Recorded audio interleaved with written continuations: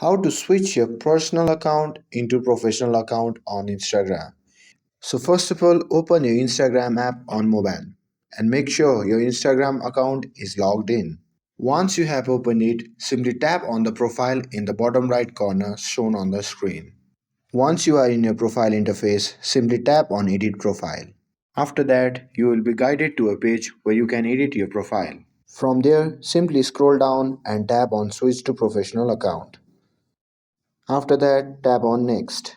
Once you are in the next page, simply toggle on the display on profile mode and simply scroll down and select the type of business that you want to set. And then tap on Switch to Professional Account. Make sure that the business option is selected and simply tap on Next. Again, tap on Next.